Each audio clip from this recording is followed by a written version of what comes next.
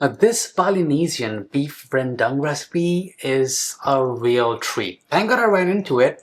It is part of the hashtag Taste of Bali collaboration, and I'm thankful to my wife for running into this dish and telling me to make it.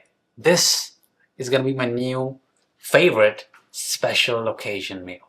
Now, what I learned is that this beef rendang dish has origins in Indonesia, but this Bali version is actually more tropical. And it's like, you can say like the butter chicken of Bali because it's a very special dish and it's usually served in weddings or special occasions.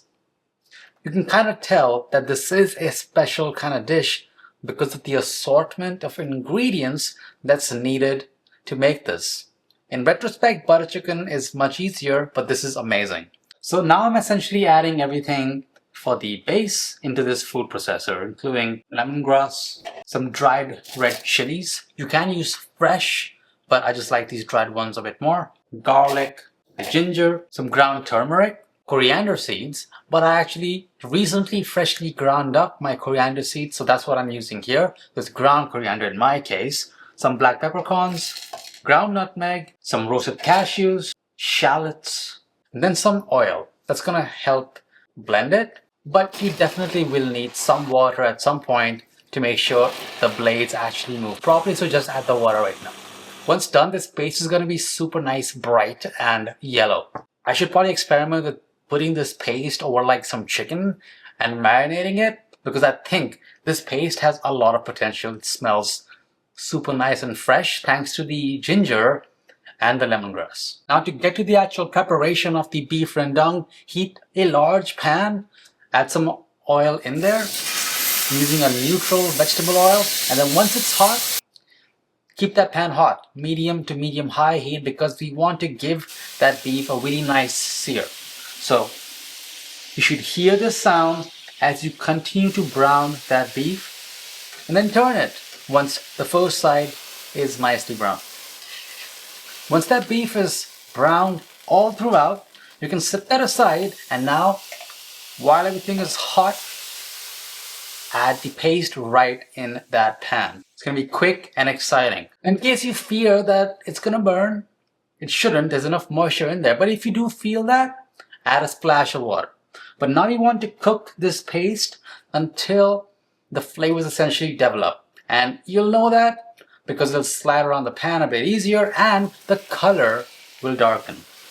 This is a good time now to add the beef back, mix that up, then add in coconut milk. If you don't want to go too heavy on coconut milk, you can add some extra stock. You can now add kaffir lime leaves, but I couldn't find it. So instead, I'm substituting that with some lime zest and bay leaf. Add your cinnamon as well, along with palm sugar or brown sugar. Add some salt as well at this stage. And then just bring this all to a gentle simmer once everything has been mixed thoroughly together.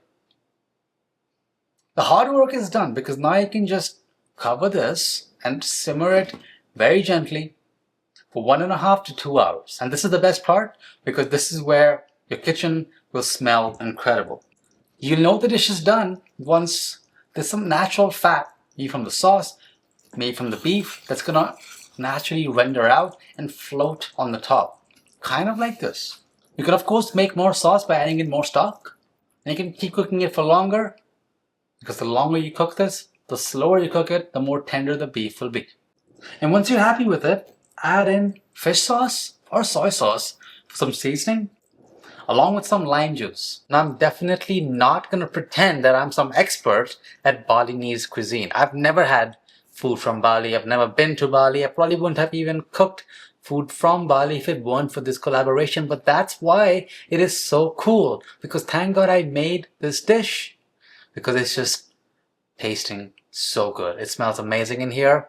And I'm going to link the resources that I did use to create this dish down below to give the proper credits. Now I wish I knew what an actual authentic Balinese beef rendang tastes like.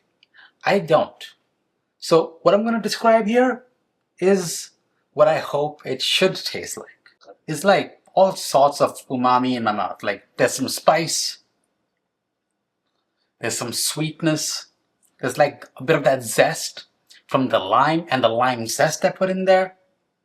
Like, it's just like hitting like all the right spots. Plus, the meat is super tender. It just is melting in my mouth. Now, if you like this Balinesian food and you like to travel the world without leaving your kitchen, then check out my Portuguese stew. It's called mola de carne, and it's another treat for you to have. I'll see you in the next one.